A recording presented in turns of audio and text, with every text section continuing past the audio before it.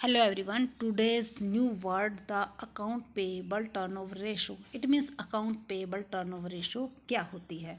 तो पहले account payable turnover का एक बार मीनिंग जान लेते हैं, फिर इसकी डेफिनेशन को करते हैं। तो देखो account payable turnover ratio. Account payable का मतलब क्या होता है, जो हमने पैसे पेमेंट करनी है तो उसके बदले हम क्या करते हैं, जब क्रेडिट परचेज करते हैं तो हमें क्या मिलता है, बिल्स पेएबल मिलता है। तो उसको हम कितने दिन में पेमेंट करते हैं, उस सारी की कैलकुलेशन करके हम क्या निकालते हैं, रेशो निकालते हैं। उसे बोलते हैं अकाउंट पेएबल टर्नओवर रेशो। अब इसकी डेफिनेशन कर लेते हैं। Account payable turnover ratio measure how quickly a business makes payment to creditor and supplier. क्योंकि जिनको हमें पेमेंट करनी होती है वो क्या होते हैं, या तो हमारे क्रेडिटर होते हैं या फिर जिन्होंने हमें माल सप्लाई किया है।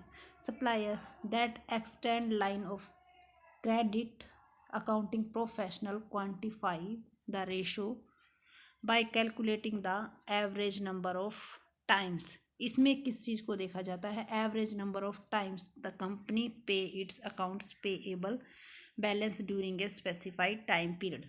तो अब देखते हैं इसका फॉर्मूला क्या होता है। देखो इसमें किस चीज़ को लिया जाता है, इसमें हमारा जो अकाउंट पेएबल का है वो एवरेज एवरेज लिया जाता है कि एवरेज कितना है। तो इसका जो फॉर्मूला बनता है वो क्या बनता है,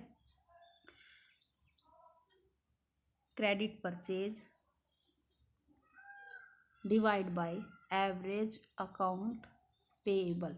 इट मीन्स अगर क्रेडिट परचेज को हम अकाउंट एवरेज अकाउंट पेएबल से डिवाइड कर देते हैं तो हमारी क्या निकल के आती है, average accounts payable turn ratio.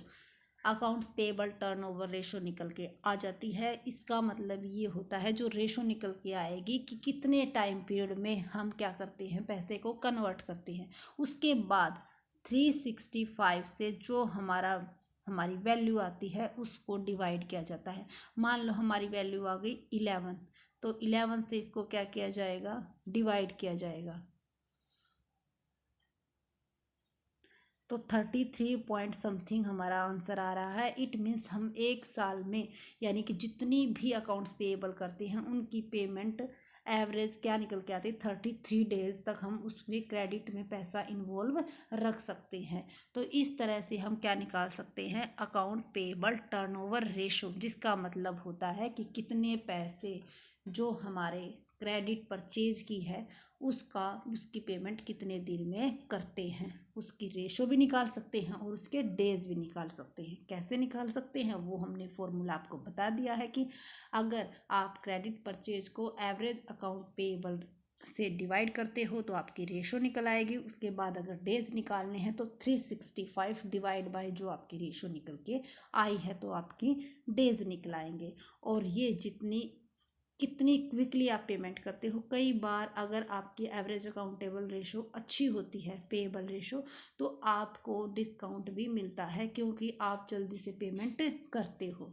और कई बार इसका अगर ज़्यादा होती है तो ये ना तो इतनी ज़्यादा होनी चाहिए कि आपको क्रेडिट परचेज करने के लिए कंपनी तैयार ही ना हो कि आपकी इतनी ज़्यादा है, इतने टाइम पीरियड के बाद आप पेमेंट करोगे, और ना ही आपकी इतनी कम होनी चाहिए। क्योंकि जो रेपुटेशन कंपनी होती है उनको ज़्यादा दिन में भी अगर वो पेमेंट करती है तो भी माना जाता है कि हाँ पेमेंट आ जाएगी, पेमेंट आपकी कहीं नहीं जाएगी।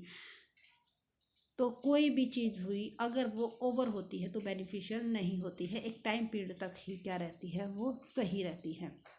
So thank you for watching this video and please share and subscribe my channels. I hope आपको क्लियर हो गया होगा कि अकाउंट्स पेएबल टर्नओवर रेशो क्या होती है और इसको निकालने का फॉर्मूला क्या है और किस तरह से इसे डेज में कन्वर्ट किया जा सकता है। और अगर आपकी कोई क्वेरी है तो आप कमेंट सेक्शन में लिखना ना भूलें। Thank you.